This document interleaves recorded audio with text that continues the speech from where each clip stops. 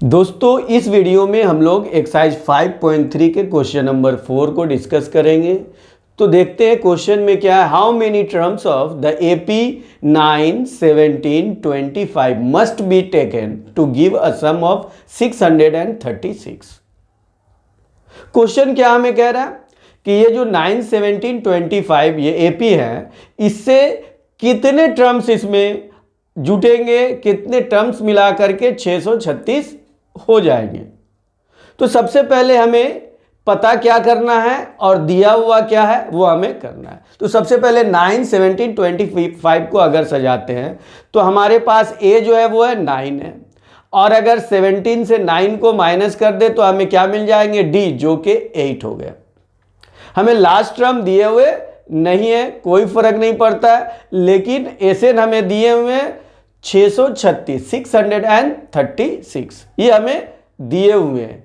हमें कितने टर्म जोड़ने होंगे जिससे ये 636 हो जाएगी। तो सबसे पहले चलिए इसको फॉर्मूले में इंप्लीमेंट करके देखते हैं कि क्या मिल सकता है।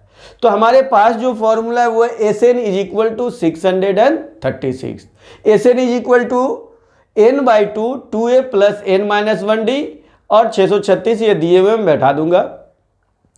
देन n/2 2a, a की जगह में हम लोग क्या करेंगे, 9 बैठा देंगे। n-1 d की जगह में क्या करेंगे, 8 बैठा देंगे, और इज इक्वल टू 636। अब इसके अंदर से हम क्या करते हैं, 2 को कॉमन लेते हैं। तो n/2 इंटू 2 इन ब्रैकेट 2 बाहर आ चुके इसलिए यहाँ 9 बचेंगे। n-1 चूंकि 8 को ब्रेक करेंगे तो 2 इंटू 4 होंगे, तो 2 जब हम बाहर कर देंगे तो यहाँ 4 आएंगे, इज इक्वल टू 636। 2 हमने कैंसिल आउट कर दिया तो हमें बच गया n इंटू 9 plus 4n-4 is equal to 636। n in bracket 4n 9 से अगर 4 को लेस कर देंगे तो हमें 5 मिल जाएंगे, इज इक्वल टू 636। अब इसको और आगे अगर हम बढ़ाएंगे तो ये हो जाएंगे 4n² plus 5 is equal to 636। Again 4n² plus 5n, 636 को हम जगह बदल देंगे, -636 हो जाएगी। अब हमें ये देखना है कि -636 और 4, तो 636 और 4 को अगर हम ब्रेक करते हैं तो ब्रेक किस तरह से हम कर सकते देखते हैं। 4 इंटू 636 लिख रहे हैं, तो 2 into 2 into 2 into 2 into 3 into 53। अब हम कॉम्बिनेशन बनाएंगे, ऐसा कॉम्बिनेशन जिससे इन दोनों के फैक्टर से हमें 5 मिल जाए, प्लस 5 मिल जाए। तो ये एक तरीका है कि आप 53 को अलग करिए और ये टोटल को मल्टीप्लाई अगर करेंगे तो हमें 48 आएंगे, और 53 से अगर 48 को लेस कर दे तो हमें 5 मिल जाएंगे। 53 5 के पास चूंकि प्लस साइन है इसलिए बड़े वाले के साथ हमें 5 रखना है और छोटे वाले के साथ माइनस रखना है। इस तरह से 53 से अगर 48 को लेस करेंगे तो हमें +5 मिल जाएंगे। तो इसके बाद क्या हो जाएंगे हमारे पास, 4n² plus 53n minus 48n minus 636 is equal to 0। अब 4n² प्लस 53n से n को कॉमन लेंगे तो 4n प्लस 53 बचेंगे। अब उसके बाद फिर -12 अगर कॉमन लेंगे तो इन ब्रैकेट में 4n प्लस 53 बचेंगे। दोनों ही हमेशा सेम आएंगे। हम और किसी मेथड से कर सकते, श्रीधराचार्य से भी कर सकते, लेकिन हम इसमें अगर कर चुके तो इसमें करेंगे। क्वाड्रेटिक इक्वेशन में और भी उस चैप्टर में दिए हुए मेथड है। तो अब हमारे पास 4n प्लस 53 को कॉमन लेकर के आएंगे और जो बचेंगे n-2 और एक ब्रैकेट मिलेंगे, इज इक्वल टू 0। अब हमें क्या करना है, either 4n plus 53 is equal to 0, 4n is equal to -53, n is equal to -53।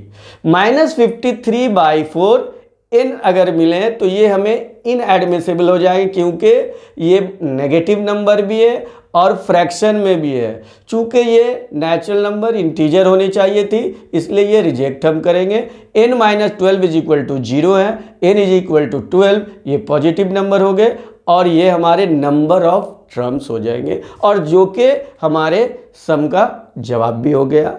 अब हम कुछ और प्रैक्टिकली इसको समझने की कोशिश करते हैं। चूंकि एक कमेंट आया था कि सर थोड़ा सा और एक्सप्लेन कीजिए, मैं बीच में ज्वाइन किया हूँ इसलिए मैं और एक बार इसको एक्सप्लेन आपके लिए करने की कोशिश करूँगा कि ये कितना इजी होता है। सबसे पहले ये जो एपी है इसको हम सजाने की कोशिश करते हैं, ठीक है।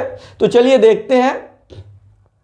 पहला जो होगा वो है 9, 17, 25, 53, 41, 49, 57, 65, 73, 81, 89 एंड 97। मतलब अगर 8 ऐड करते अगर हम चले गए 12 नंबर को अगर लें तो सब में अगर 8 ऐड करेंगे तो इस तरह से हमको मिल जाएंगे।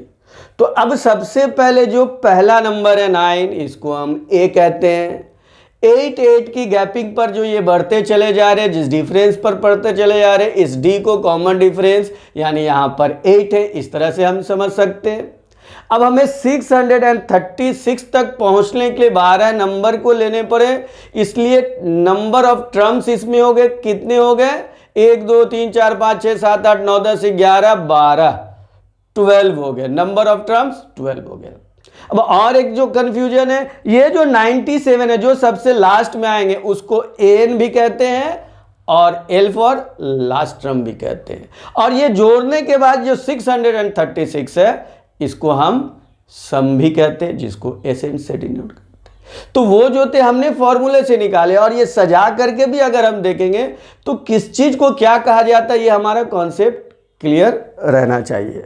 दोस्तों ये थी एक्सरसाइज 5.3 के क्वेश्चन नंबर 4 की सम। अब हमारे एक कमेंट्स थे कि और एक शायरी और एक शेर। तो अब कुछ बच्चे हमारे डिप्रेशन के शिकार हो जाते हैं, उनके लिए ये शेर है जावेद अख्तर साहब का। बरसों की रस्म राह थी जो आज उसने तोड़ दी, बरसों की रस्म राह थी जो आज उसने तोड़ दी, चालाक हम भी कम न थे उम्मीद हमने छोड़ दी। गिरहें पड़ी हैं किस तरह ये बात है कुछ इस तरह, वो डोर टूटी बारहा हर बार हमने जोड़ दी।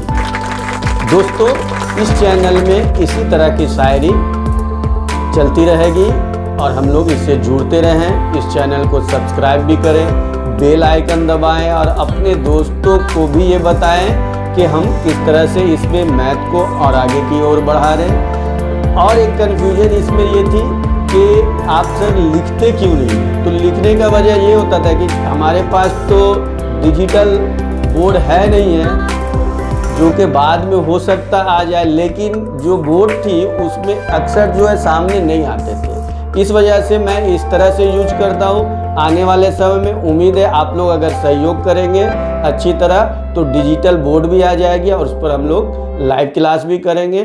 Thank you.